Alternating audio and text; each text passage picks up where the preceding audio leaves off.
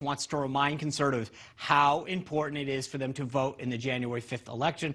With us now is Georgia Congressman and a member of the House Judiciary Committee, Doug Collins. Congressman, welcome back to the show. Good to see you. Hey, it's always good to be with y'all. Yesterday, we had your colleague, Senator David Perdue, on. There have been a lot of responses from conservatives who are hesitant to go out and vote. It's a tough sell for a lot of folks. They're saying, it was rigged the first time. Why am I going to go do this again? So what are you seeing on the ground, and what's the message that needs to be, said to them to get them back out to vote? Well, the first and foremost is if they don't go vote, then they don't have any voice in it. They don't have anything to say. They can't complain at all. And because they've got to get back out and vote. And David Perdue and Kelly Leffler need their votes. But also, let's take a step back here for a second. Because one of the things that we've also been focused on for the last few weeks, and the president even spoke about this the other day, we are so spotlighted on this Secretary of State and these election boards and these county election officials to do it right, because they did not do it right in every instance this last time, and we know that. So what we're making sure is that they put more implementation into the signature verification. I still think the Secretary of State ought to order a signature verification and audit so that people can have assurances that those who sent in actually were the right ballots. But again, remember, there's a consent decree down here. That's a whole different issue. But the other issue is when we asked for the hand ballot recount, we actually found 10,000 ballots that had never been counted at all. So this is now looking at it. We're watching them. We're going to have more observers on the ground than we've ever had. They know they've got to do it right. But to the conservative voter, to the Trump voter, that's that obligation that they have to get back out, because if they don't get back out, it doesn't matter how good that we've now been able to watch and make sure it's done right, because if they don't show up, it doesn't matter. Yeah, absolutely. I got to ask you about, this viral video from Fulton County, the ballots in the suitcases. Obviously, people said that was debunked, but in the Federalist, Molly Hemingwell says this: no, the Georgia vote counting video was not debunked, not even close. A big tech-backed fact-checking outfit claimed to debunk explosive evidence for Republicans' claim of significant election problems in Georgia. It didn't. Congressman, does this video still have legs there? Is this something still people can argue?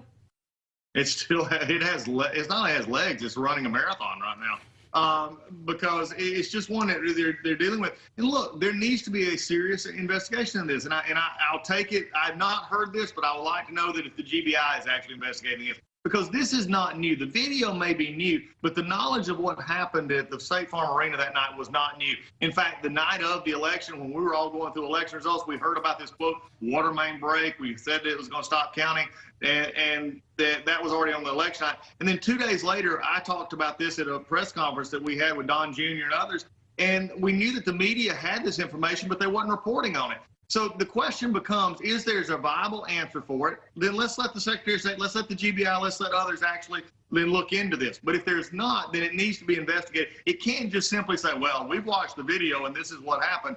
No, nobody's trusting the Secretary of State, the investigators right now. Let's bring in law enforcement. Let's make sure that there's a proper outside investigation done. And if it shows nothing, then fine.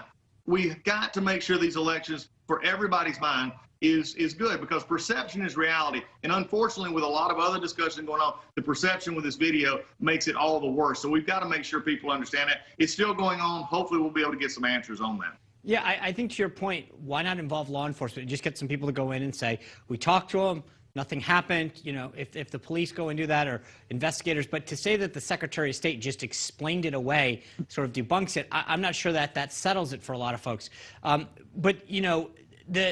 There's been a lot of talk about the president calling folks and talking about having state legislators vote for his slate of electors. In fact, your governor apparently talked to him and warned state lawmakers that they cannot choose Trump electors. Well, the president was not very happy about that. In fact, in his rally, he urged you to run against Governor Kemp. So first, tell me what's going on in the ground in terms of the state legislature. Is there a movement at all for any of these state legislators to vote for the Trump state of electors? And second, kind of important, are you going to run for governor? Thanks, Sean. Let's take the state legislators first. No, they were attempting to do that, and they don't have the 3/5. It takes a 3/5 majority of the legislature to do that, and they don't have that right now. I know they tried, and there was many commendable efforts to make sure that the legislature was doing what they could do, because obviously right now there's a lot of people who feel the Secretary of State and even didn't get the support from the governor or lieutenant governor. That's things we're going to have to work out. But they got a big job come January, because if they don't do it now, they definitely have the right to do it in January when the legislature kicks in. And look, there's only one political decision I'm focused on right now, and that is making sure, number one, that anything that can be done for this president is done, and then number two, David Perdue and Kelly Loeffler are elected to the United States Senate. That's the only political decisions that's on my plate. I appreciate this president. He's been kind, as you know. We're friends. He is passionate about this. We'll let those political decisions lay for another day because I don't want anything to take away from David Perdue and Kelly Loeffler right now. All right, fair enough.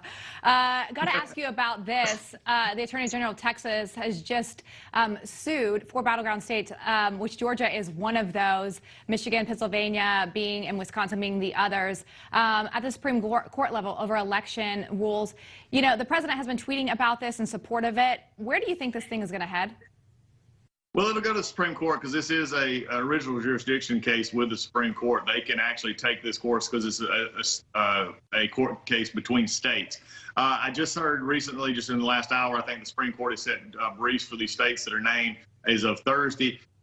We'll see what they do with those briefs. To take this case would be highly unusual, as the Supreme Court has already said. But if they do, then it begins to ask this question. And this is something that's been very important across the country. And I know, friends like Matt Schlapp in Nevada and others who have been dealing with this, and up in Wisconsin and others, have brought out the fact that some of these seem to change during the cycle. They would change the way they either took in votes or they counted votes. We had that a little bit in Georgia. We had it not a little bit in Georgia. We had this consent decree that really changed how we've done previous elections, really almost within the cycle. So what they're saying is that we want to make sure that our votes count the same as everybody, that we set up rules and we follow the rules. And so we'll see how this goes. It's got a long uphill battle to get there, but the governor, the Texas lawsuit will have at least a hearing. The other states are going to have to respond to it, but it highlights something that we can't let go. And I'm going to be passionate about this into the new year as well. We've got to have a response to the left that always talks about voter suppression and opening it up and not verifying. Look, the same people who,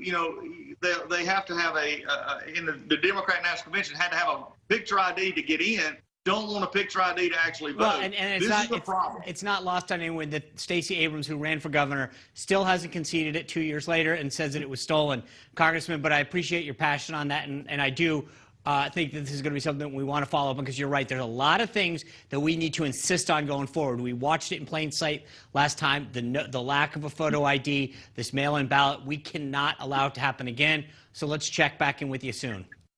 Let's do it. Y'all take care. Have a great night. Will do. All right.